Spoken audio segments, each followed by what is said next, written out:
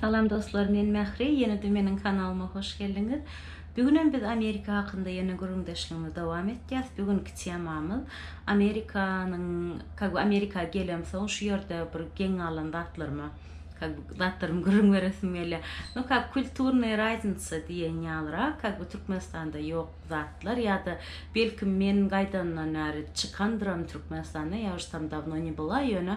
В общем-то Amerikadaky bir особенностьlar dip Selam öyle. Okey, listemde birinci başlayan yazanladım eta drive-through banks diye. To jest drive-through eta açanda sen maşinin bilen barıp burdatlar alyan. To jest meselen bir de Türkmenistan'da da eğer bir bank işini edesimiz gelse даже просто bankomat ulanacak bolsa biz fiziki yöre bankın içine giriyaz ya da bankın daşındaki bankomata bariyaz da fiziki kartımızı sokup şundan pul çıkarya şeyle değil mi sizin de aylığınızda adını Türkmenistan'daki seyretdiyançılar ildeşlemede Türkmenistan'daki aylıklarını sizin bank karta yatyandır şunu bari fiziki alıp kayıtyansınız. Lično men ecemek avatlar bankomat gözläp, no smysli bankomat gözläp dip käbir bankomatlarda pul tutursa içi pullu bankomat gözläp aýlanyp berýän wagtdan bolýa. Вот. Berde onýaly, berde de fiziki banka baryp şöýrüň bankomatny ulanyp bilýäňiz ýöne onu etmek hukmanamda sebäbi käbir ýerlerde hemme ýerde diýjekkä käbir ýerlerde käbir banklarda berde neme maşin fiziki, to есть maşinin öyle gidip bilip ulanıp bilýän bankomatlar öyle. To есть получается sen maşinin öyle barýan şu bankomatın ýanyna maşininden çıkman gönü maşinin akoşkasından kartyny sokup şol bankomatdan pul çıkarabilýän. To есть bankomatın özü senin maşinin akoşkasynyň boýunda goýulan.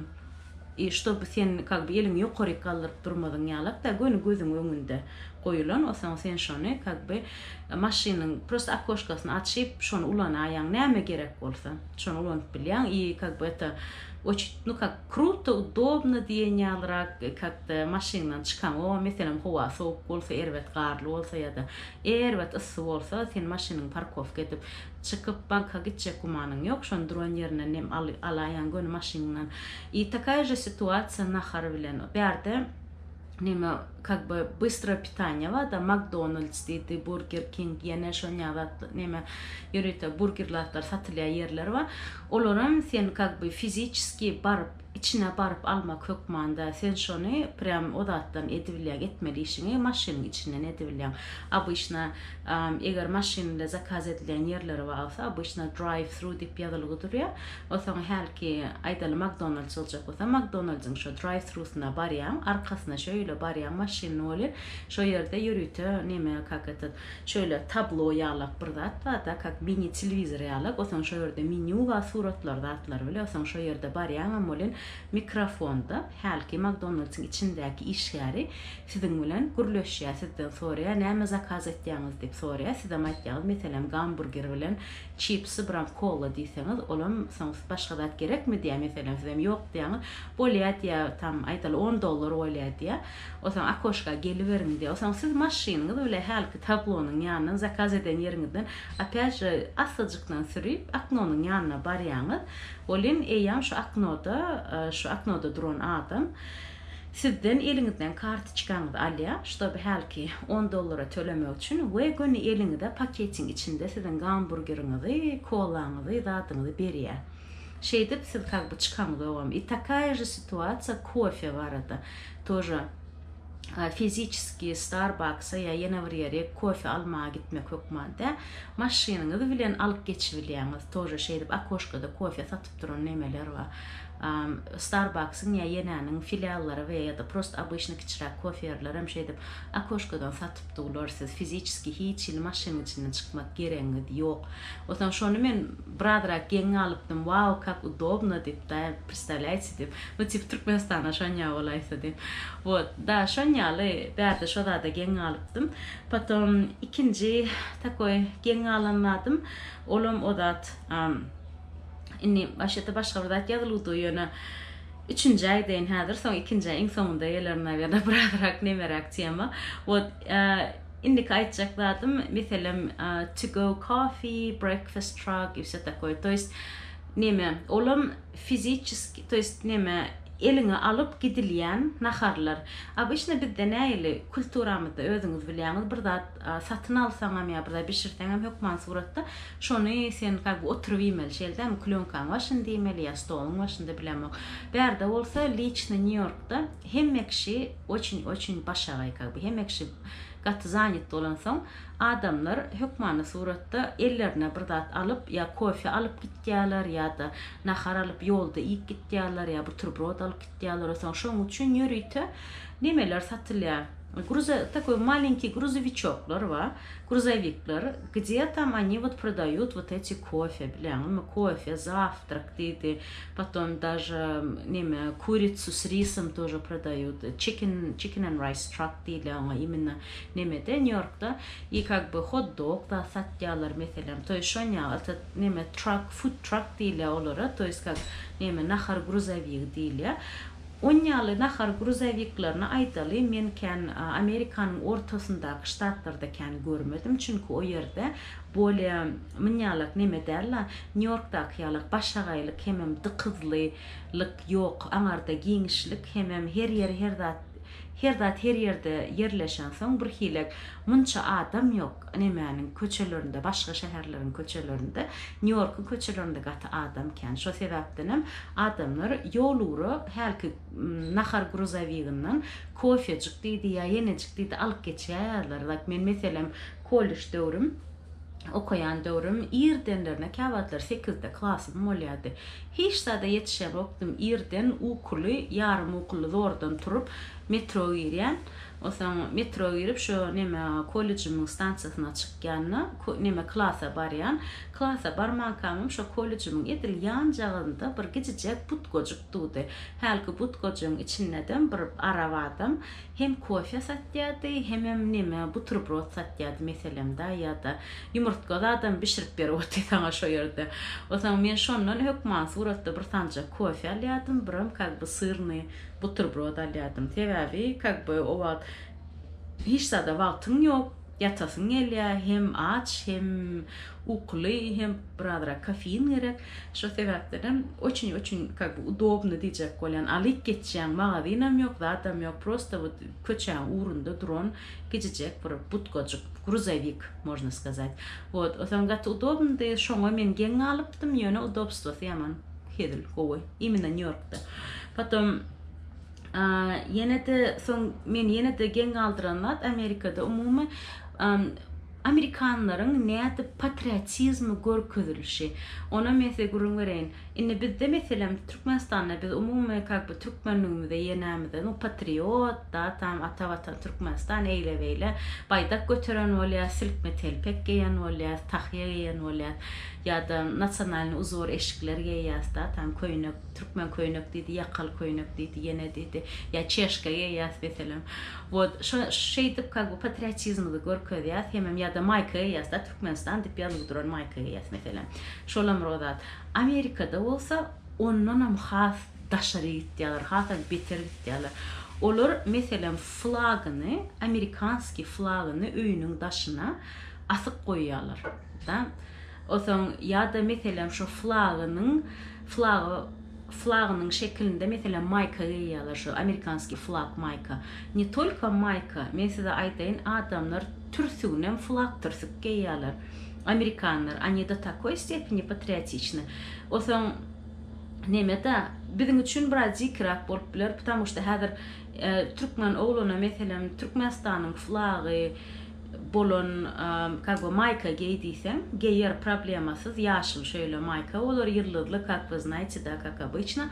Ýöne häzirse türkmen ogluna meselem şo Türkmenistanyň flagyndan ýasalan türsük giýdiýsen, giymeýär şonu bizim türkmen oglanymyz. Diňe türkmenemde sen türkede maýt şonu ýa meselem orsadam aýtsaň şolary etmeýär şonu. O nähil diýer, tipa bizim flagymyz baýdagymyz beýdip türsük edip giymeýär diýen ok diýerler. To есть patriotizm, bizimkilerin patriotizmi başgaça patriotizm. O erwet ýa gow diýjekkä, ýöne bizimkilerde bir hilik baýdaga has uly уважениýamy, ну что такое da. Amerikanlaryň bolsa imенно вот baýdaga bolan уважениýasy öz менталитети bilen diýenýär. То есть şolorda bayda уважать etýän we tipa men de takoy stepeni bayda уважать etýän to что men baydakdan türsügem geýýän diýip meselem. Ya baydakdan kupalniklar var meselem gyýrlar şöyle lifçi kupalnik trusy. Şonýalam geýýärler. Oson şoňa bradrak geň alypdym bular nädip böreýýär baydakdan hemme zat geýýärler diýip. Amerikanski baydakdan diýip oson daşar ýurtda gidenlerinde de Amerikan turistleri şonu etýär ekenler oson Ýewropalyň prikol varmyşyn tipa Amerikanski turisti tanasyn gelse şonu o da Amerikanski baydakdan hökman bir eşigi bolur diýip tipa ya şortsy bolur ya maykasy ya da prosto tupowy kepkasy bolur bilen Amerikanski baydakly kepkasy şoňa bolur diýip nemesi ba ну как шуткалар var. Hot şoňa geň alypdym şolamur kulturny Reisensalaň biri. Потом yine bir geň alanladım. Olam Türkmenistanda точно yok. Men nemeden intemaçlan derler потому что bizde. Это ну как ненормально, наверное, считается. Ýöne berde güjükler üçin ýürütü sadiklar var. Hawa siz men ters eşitmediňiz. Именно sadik var. То есть обычно Türkmenistan'da bir sadiga yaşla çağlama diýerler şeylerden gidecek çağlamada. Berde Amerikanlar sadiga güjüklerini iwerýärler. Bularda ýürütü güjükler üçin sadik var. Oson eger siz günüdin işleýän bolsaňyz güjüňizden ýeke öýde içi ysmasyn diýseňiz ýa daşary çykary bilemok tualeta da diýseňiz siz şo sadiga güjüňizi goýup bilýäňiz şo işleýän wagtyňyz arasyna 9-dan 5-e çenli. Ol şolar şo sadikda başga güjüklerle oýnaýarlar. Şo sizin güjüňizde neme ухаживать etýärler, saçyny daraýarlar, meselem naharny berýärler, sitirýärler, sıçyrýarlar. Короче, etil çağa ухаживать edýärler, ухаживать etýärler. И, конечно же, o sadiklar gymmat, и в основном bayrak ýa bolmasa da bradramyzy goýjy pul gazanýan adamlar onu özüne pozwalać edebilýär, çünki как бы küçük sadikam hemme ýerde tapylanok. Ýöne oşundan şonýaly küçüklerin sadikleri bar. Pişiklerin sadikleri barmy diýip ona eşdemek, çünki pişiklere sadik gerekkä, olaň özleri fiýip sıçyp nemet wagty öýde hiç kim ýok bolsa da olara pofik diýenýärler. Pişikler özüňiz bilýäňiz, poэтому da küçüklere olyp sadik gerek ekeni. Так что da Amerikada küçük sadik bar. Potom neme hayvanlar yine bir tapaldadı hayvanların salonları var. То есть опять же güjüklerin, pişiklerin ya başka hayvanların salonları var. В основном salona güjükler akitýärler, pişiklerin belki akitýänler, ýöne pişikler обычно öz tüýlerini özleri ýalaýarlar, как бы şeydip bir hilek aýyrýarlar öz tüýlerini özleri. Oson dırnagyny adamlar pişikler salona akitmän, как бы özleri pişiň dırnagyndan alaýarlar. Ya da meselem garniturda çızmasın diýip dırnagy bilen diýip berde pişiklerin dırnagyny polностью goparyp aýyrtýan wagtlary bolýarlar veterinarda. И потом как бы pişikler dırnaksyz gezip aýlanýar. Poэтому dırnak kesme nemesinden hem derdinden hem aýyrýarlar. Ýöne güjüklere bolin salon gerek.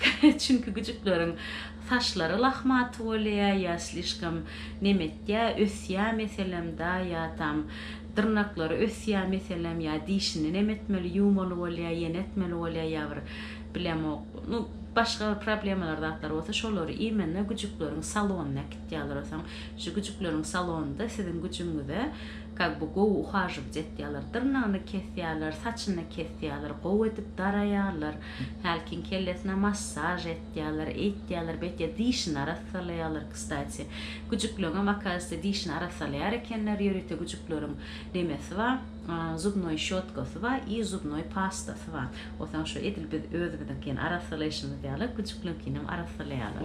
O zatlara men nerden bilýän? Meniň amerikanski maşgalamda, Iowa'da ýaşaýan amerikan maşgalamda güjügi bardy. Ol neresi ýogaly, уже где-то 1,5 aya bolandyr ýogalanna. Вот, ýöne umumy şolar güjüksiz wagty ýokdy hiç açan. İki tane pişikleri var. Freddie bilen Amelia.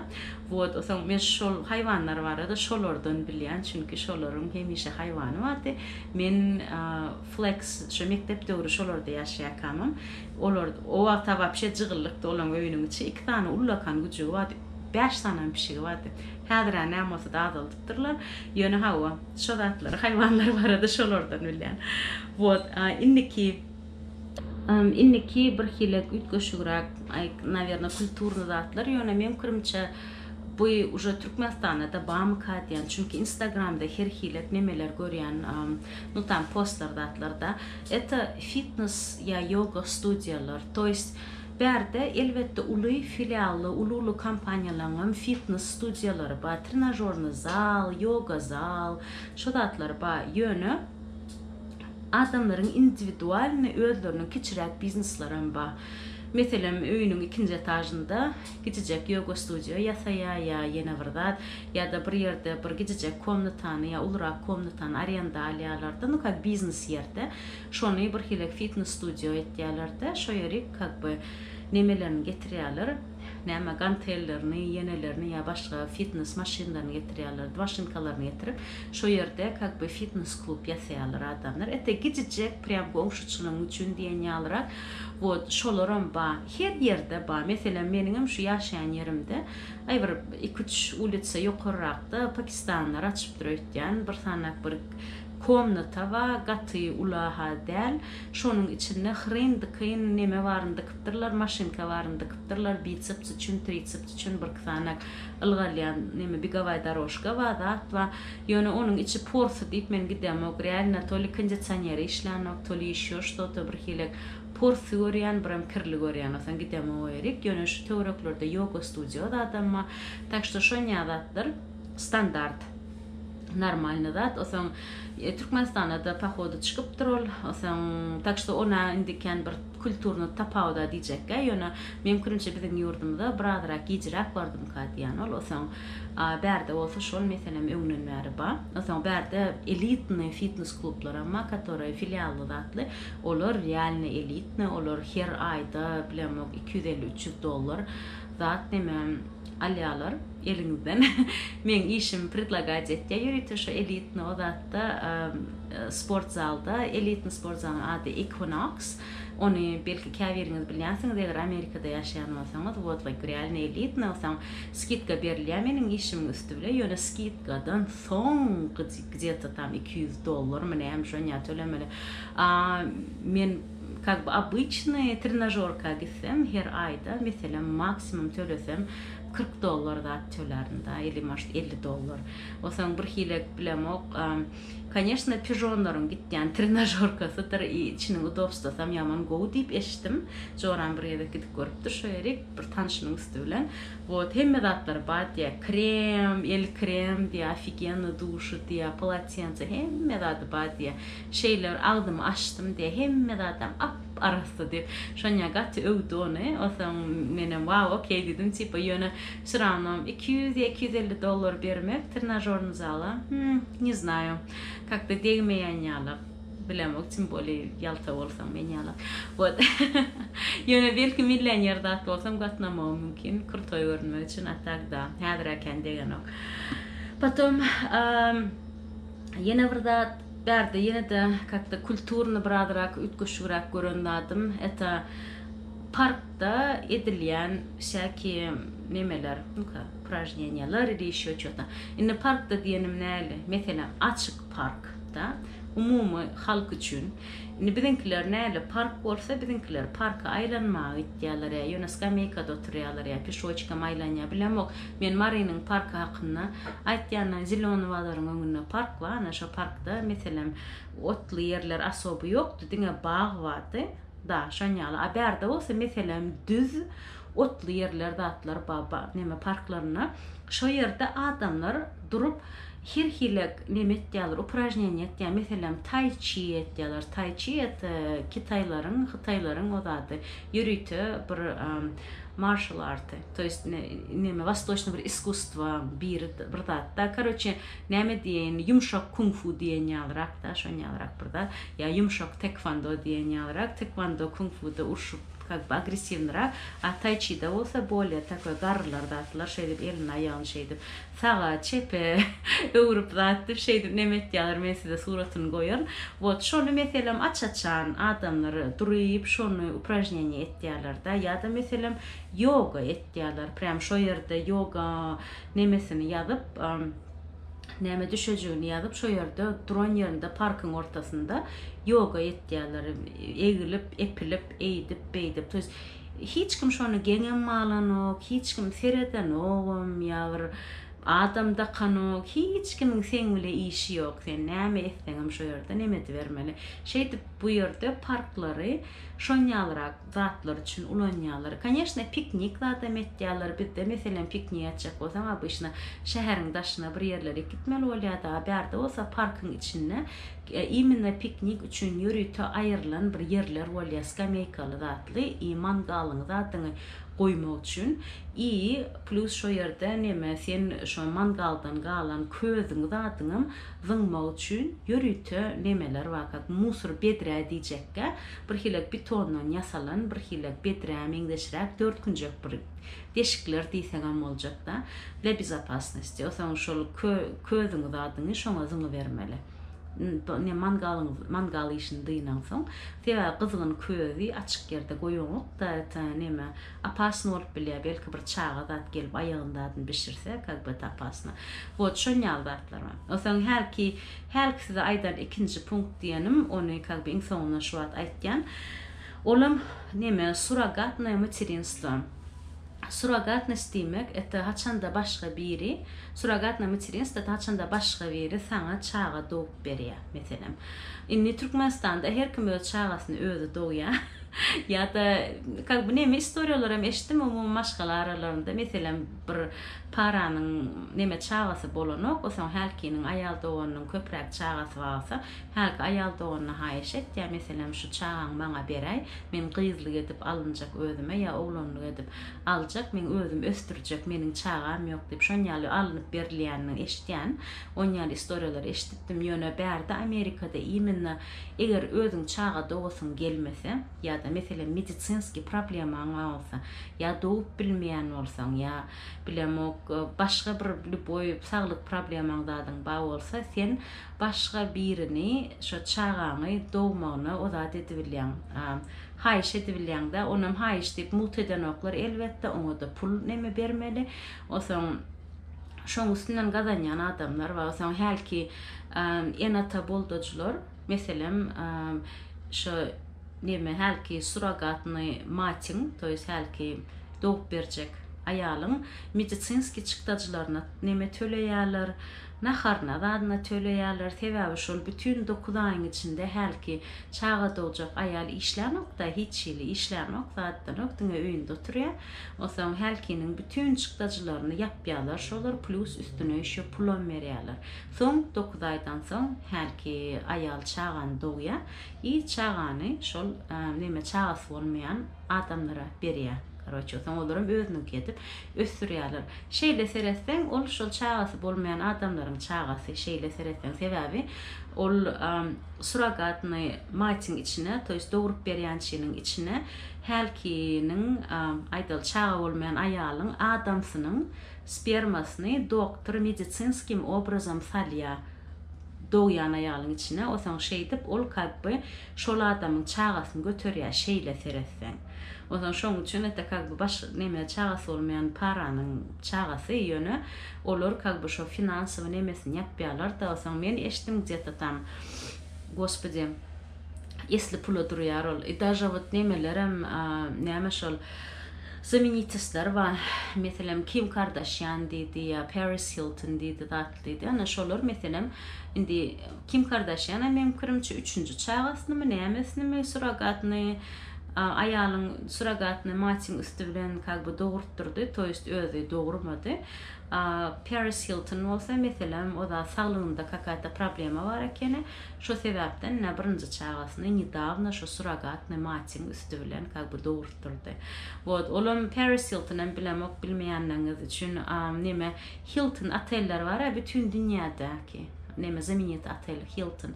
Şol Hilton oteliň eýesiniň agtygy Paris Hilton, Париж Hilton adı, kıydın adı. Şu недавно durmuşa çıktı, короче, çağda oldu. Doğup bilmedi, o zaman суррогатно zat etti. Короче, şöyle, в общем-то, суррогатное материнство бәрді норма. И кәвір немелер, кәвір адамдар на Западта, Америкада, Европада суррогатное материнство слишком qımmat düşüyor deyip sebebisi ol adamın bütün yaşayacak yılındaki çıktıcılarına bir töleyen plus üstüne de pul töleyen de şonu tölesi gelmen daşarı yurtlarda surrogatna materинство как бы ettirtgen adamlara Hindistan'a gidip etdiyalarda tam birini tutdiyalarda şu yerdeki adacık pul töleyen mesela $10,000 töleyen var şu yerdekiler doğurup veriyorsan mesela Gruziyada yaman moda olarak gelişiyor. Оказывается, Грузияда да именно şu surrogatna materинство ösüptür.